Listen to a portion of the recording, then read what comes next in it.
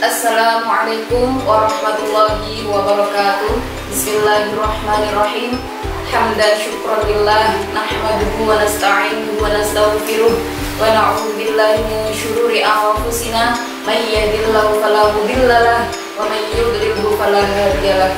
Asyhadu an la ilaha illallah wa asyhadu anna Muhammadar Rasulullah. Allahumma sholli ala sayyidina Muhammad wa ala alihi wa sahbihi ajma'in, amma ba'd. Hadratul muhtaramin, para alim ulama, wabil khusus para ibu nyai CP3M Sragen. Pertama-tama marilah kita panjatkan puji syukur kita atas kehadirat Allah Subhanahu wa taala yang telah memberikan rahmat hidayah inayahnya kepada kita sehingga kita masih diberi kesempatan untuk berpuasa atau menemui bulan Ramadan pada tahun ini dalam keadaan sehat walafiat tanpa kekurangan suatu apapun. Yang kedua kalinya, sholawat serta salam semoga tetap tercurah limpahkan kepada junjungan kita Nabi Agung, Nabi besar, Nabi Muhammad Shallallahu Alaihi Wasallam, yang pastinya selalu kita nantikan syafaat beliau kelak di yaumil kiamah nanti, dan semoga kita termasuk umat yang mendapatkan syafaat beliau. Amin amin amin ya rabbal alamin. Saat terdahulu saking ibu nyai, izinkan di sini saya akan menjelaskan tentang haid, nifas dan juga istihadah. Jadi darah yang keluar dari farjinya perempuan itu ada kalanya dihukumi darah haid, ada kalanya dihukumi darah istihadah, dan juga ada kalanya dihukumi darah nifas. Yang mana dari semua ketiga darah ini mempunyai pengertian yang berbeda-beda untuk mengetahuinya. Yang pertama saya akan menjelaskan tentang haid. Haid merupakan kodrat kaum wanita yang tidak bisa dihindari dan juga sangat erat sekali hubungannya dengan amalan ibadah sehari-hari. Seperti halnya firman Allah dalam surat Al-Baqarah ayat 222 yang berbunyi, a'udzubillahi minasyaitonirrajim, bismillahirrahmanirrahim, wa yas'alunaka 'anil mahid, qul huwa adza fa'tazilun nisaa'a fil mahid wa la taqrabuhunna hatta yatahhurna fa idza tatahharna fa'tuhunna min haitsu amarakumullah innallaha yuhibbut tawwabina wa yuhibbul mutatahhirin. Dan juga hadis Nabi yang berbunyi, hadza syai'un katabahu Allahu 'ala banati Adam muttafaqun 'alaih. Ini yang dimaksud adalah darah haid merupakan sesuatu yang ditakdirkan oleh Allah kepada cucu-cucu wanita Adam. Pada masa jahiliyah, haid ini dianggap sesuatu yang sangat menjijikkan yang mana harus dipikul oleh kaum wanita. Bahkan orang Yahudi atau kaum Yahudi itu mempunyai kebiasaan mengusir atau menjauhi anak perempuannya, istrinya ketika haid. Mereka tidak mau mengajak tidur, makan, dan juga minum bersama. Sedangkan kalau orang Nasrani itu mempunyai kebiasaan menggauli atau menyentuhi istrinya di kala haid. Hal inilah yang mendorong para sahabat untuk bertanya kepada Kanjeng Nabi. Akhirnya turunlah surat Al-Baqarah ayat 222 yang telah saya bacakan di atas tadi. Dari sinilah kemudian para ulama merumuskan hukum-hukum yang berkaitan dengan haid.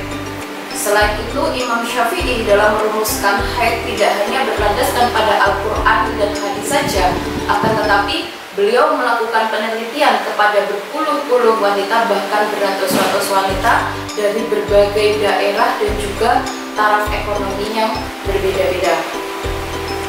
Selanjutnya untuk pengertian haid. Haid yang biasanya juga kita sebut dengan menstruasi, secara bahasa artinya adalah mengalir. Sedangkan menurut istilah syara, haid adalah darah yang keluar dari farjinya wanita yang sudah mencapai usia minimal haid, yaitu 9 tahun kurang 16 hari kurang sedikit, atau usia 8 tahun lebih 11 bulan lebih 14 hari lebih sedikit, yang mana keluarnya darah ini secara alami. Untuk hukum mempelajari ilmu haid itu ditafsir nih. Jadi untuk hukum mempelajari ilmu haid bagi kaum wanita itu hukumnya fardu ain. Artinya bagi setiap wanita yang sudah balik wajib untuk mempelajari hal-hal atau hukum yang hubungannya ada dengan permasalahan haid, nifas, dan juga istihadah. Sebab mempelajari hal-hal yang menjadi syarat keabsahan dan batalnya suatu ibadah itu hukumnya fardu ain. Di sisi lain, haid, nifas, dan juga istihadah itu hubungannya sangat erat sekali dengan kaum wanita. Yang kedua, hukum mempelajari bagi kaum laki-laki adalah fardu kifayah. Mengingat permasalahan haid, nifas, dan juga istihadah itu tidak berhubungan atau tidak bersentuhan langsung dengan kaum laki-laki. Sebab mempelajari ilmu-ilmu yang tidak ada hubungannya atau tidak bersentuhan langsung dengan amalan ibadah sehari-hari yang harus dilakukan itu hukumnya fardu kifayah. Akan tetapi nanti laki-laki ini kan punya ibu, yang mana ibunya itu juga perempuan, seumpamanya punya adik, yang adiknya juga perempuan, dan suatu saat nanti laki-laki juga akan mempunyai istri, yang mana istrinya juga perempuan. Ketika nanti si laki-laki ini tidak paham akan ilmu yang berhubungan dengan haid, nifas, dan juga istihadah, maka dia harus mengizinkan istrinya untuk belajar atau keluar dari rumah untuk belajar ilmu haid, nifas, dan juga istihadah. Untuk selanjutnya, usia minimal bagi wanita yang keluar darah, yang mana nanti darah tersebut bisa dihukumi darah haid itu berapa? Usia minimal haid yakni 9 tahun kurang 16 hari kurang sedikit, atau usia 8 tahun lebih 11 bulan lebih 14 hari lebih sedikit. Jadi nanti kalau ada darah keluar dari vaginnya wanita kok belum mencapai umur tersebut, maka tidak bisa dihukumi darah haid. Nah, terus dihukumi darah apa?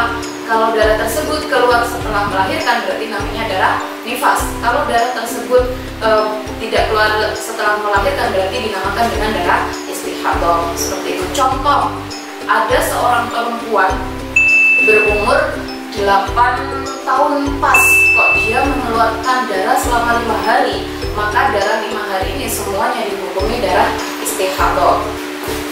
Contoh lagi, seandainya ada perempuan berumur 8 tahun lebih 11 bulan lebih 10 hari, dia mengeluarkan darah 10 hari, lalu bagaimana hukumnya? Jadi nanti untuk 4 hari lebih sedikit itu dihukum istihadah untuk menggenapi usia minimal haid, dan sisanya yakni 6 hari kurang sedikit itu dihukumi darah haid. Untuk selanjutnya, masa darah haid. Di dalam permasalahan haid ini nanti ada masa minimal haid, masa maksimal haid, dan juga masa umumnya haid. Yang pertama, masa minimalnya haid yakni 24 jam atau 1 hari 1 malam. Sedangkan untuk masa maksimal haid itu 15 hari 15 malam. Terus untuk masa umumnya haid itu 6 atau 7 hari. Nanti ada pembahasan sendiri. Jadi nanti kalau seumpamanya ada perempuan keluar darah lebih dari 15 hari itu tidak lagi dihukumi darah haid. Itu nanti ada perhitungannya sendiri. Terus selanjutnya masa suci. Jadi ada masa haid, ada masa suci. Untuk masa suci, masa minimal suci itu 15 hari 15 malam. Yang kedua, masa maksimalnya suci itu tidak terbatas. Jadi nanti ada wanita, mungkin ibu-ibu di rumah juga mengalami berbulan-bulan bahkan bertahun-tahun tidak mengeluarkan darah haid. Terus untuk masa umumnya suci itu 23 atau 24 hari. Jadi nanti dalam 1 bulan itu seorang wanita bisa mengeluarkan darah 2 kali. Oke ya. Terus untuk syarat atau ketentuan darah haid. Jadi darah yang seperti apa sih yang bisa dihukumi darah haid itu?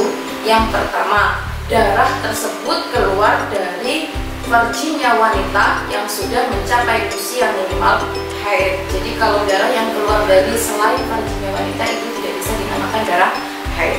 Yang kedua, darah yang keluar itu mencapai 1 hari 1 malam bila keluarnya secara terus menerus, atau sejumlah 24 jam bila keluarnya secara terputus-putus dalam rentang waktu 15 hari 15 malam. Yang ketiga, keseluruhan darah yang keluar itu tidak melebihi 15 hari 15 malam. Dan yang keempat, darah yang keluar itu setelah masa minimal suci, yakni 15 hari 15 malam. Nanti tidak bisa dihukumi darah keluar, dihukumi haid, darah ketika berhenti dihukumi suci, darah keluar lagi dihukumi haid. Selama darah tersebut keluarnya tidak selama keluarnya darah tersebut sudah mencapai masa minimal suci, berarti dihukumi darah haid. Akan tetapi kalau keluarnya belum mencapai masa minimal suci, tidak bisa dihukumi darah haid. Untuk selanjutnya, hal-hal yang diharamkan bagi wanita yang haid dan juga nifas. Hal-hal yang diharamkan sebab haid dan nifas yang pertama adalah sholat. Baik di sini sholat wajib, sholat fardu ataupun sholat sunnah. Hal ini berdasarkan hadis Kanjeng Nabi yang berbunyi, "Idza aqbalti al-haidata fada'i as-sholata." Al-hadis rawahu al-Bukhari. Jika kamu wanita menghadapi atau mengalami haid, maka tinggalkanlah sholat. Sholat yang ditinggalkan ketika atau selama masa haid atau nifas itu tidak perlu diqodho, karena tidak ada perintah dari syara, dan juga nanti akan menimbulkan masyaqqah atau kesulitan bagi kaum wanita yang sedang haid atau nifas. Mengingat kewajiban sholat 5 waktu dalam 1 hari 1 malam itu ada 5 waktu. Bayangkan saja seandainya ada wanita mengeluarkan darah haid selama 5 hari saja, 5 hari dikali 5, berapa waktu sholat yang harus dia qodho. Akan tetapi kaum wanita tidak perlu khawatir akan hilangnya pahala sebab dilarangnya sholat ketika dia haid atau juga ketika dia sedang nifas. Sebab jika kita meninggalkan sholat karena haid atau nifas diniati untuk tunduk dan juga mengikuti perintah Allah, ia akan tetap mendapatkan pahala. Yang kedua, sujud syukur dan juga sujud tilawah. Sujud syukur itu apa sih? Sujud syukur adalah sujud yang dilakukan sebagai ungkapan syukur kita kepada Allah atas nikmat-nikmat yang diberikan Allah kepada kita. Sedangkan untuk sujud tilawah adalah sujud yang dilakukan oleh seseorang yang membaca atau mendengar ayat sajadah di dalam Al-Quran. Yang selanjutnya, puasa. Puasa di sini baik puasa wajib ataupun puasa sunnah. Berdasarkan hadisnya Kanjeng Nabi yang berbunyi, "Alaisa idza hadatil mar'atu lam tusolli wa lam tasum." Muttafaqun alaih. Bukankah perempuan apabila sedang haid dia tidak boleh sholat dan juga tidak boleh berpuasa? Berbeda dengan permasalahan haid, kalau puasa yang ditinggalkan ketika dia haid ataupun juga ketika nifas itu wajib qodho. Tapi di sini yang dimaksud adalah puasa wajib, yakni puasa Ramadan. Jadi ketika dia Ramadan kok haid atau nifas, jadi puasa yang ditinggalkan nanti wajib diqodho. Terus yang keempat adalah tawaf. Tawaf ini mengelilingi Ka'bah. Baik tawafnya ini tawaf wajib ataupun tawaf sunnah. Yang selanjutnya membaca Al-Quran. Membaca Al-Quran di sini berdasarkan hadis Nabi yang berbunyi, "La yaqra'u al-junubu wal haidu syai'an minal Quran." Tidak diperbolehkan bagi orang yang junub dan wanita yang sedang haid membaca sesuatu atau ayat dari Al-Quran. Keharaman ini bila membaca Al-Qurannya itu diniati untuk membaca. Nah, terus apa boleh kalau seumpamanya tidak diniati membaca? Boleh, yakni diniati berzikir. Contoh, seumpamanya kita membaca Al-Fatihah, tapi membaca Al-Fatihahnya di sini itu tidak diniati membaca. Diniati apa? Diniati berzikir, boleh. Kalau membaca Al-Fatihahnya kok diniati membaca, itu tidak diperbolehkan. Untuk selanjutnya, menyentuh dan membawa mushaf Al-Quran. Yang dimaksud mushaf di sini adalah setiap sesuatu yang ditulis lafaz Al-Quran meskipun kurang 1 ayat untuk tujuan dibaca. Namun bila Al-Quran yang disentuh ini berupa Al-Quran yang ditafsiri, maka tidak diharamkan selama tafsir dari Al-Quran ini hurufnya lebih banyak daripada ayat Al-Quran. Yang selanjutnya, lewat atau berdiam diri di dalam masjid. Jadi lewat di depan masjid itu ketika ditakutkan menetes, maka tidak diperbolehkan bagi orang yang haid dan juga orang yang nifas. Kalau berdiam diri atau iktikaf di dalam masjid itu baik dia khawatir menetes ataupun tidak, itu tetap diharamkan dan tetap diharamkan, tidak diperbolehkan berdiam atau masuk ke dalam masjid. Yang selanjutnya adalah dicerai. Kenapa dicerai atau ditalak ini menjadi sesuatu yang diharamkan bagi wanita haid? Karena nanti akan bertambah lamanya masa iddahnya wanita tersebut. Kalau dia dicerai ketika haid, maka nanti masa iddahnya harus menunggu 3 kali sucian.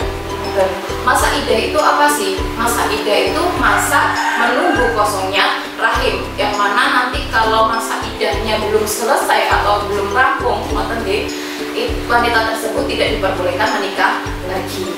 Kalau wanita haid kok dicerai atau ditalak, ini nanti masa iddahnya lama, yakni menunggu 3 kali sucian. Ya, kalau sucinya hanya 15 malam. Kalau dia terbiasa sucinya 3 bulan atau bahkan bertahun-tahun, dia harus menunggu berapa lama untuk menunggu masa iddahnya. Yang selanjutnya adalah melakukan hubungan suami istri. Ini juga tidak diperbolehkan bagi wanita haid dan juga wanita yang nifas. Mungkin hanya itu saja yang dapat saya sampaikan. Pastinya banyak sekali kesalahan yang saya sampaikan tadi, saya mohon maaf ya sebesar-besarnya. Untuk penjelasan selanjutnya nanti saya lanjutkan di pertemuan selanjutnya. Cukup sekian, kurang lebihnya mohon maaf. Wassalamualaikum warahmatullahi wabarakatuh.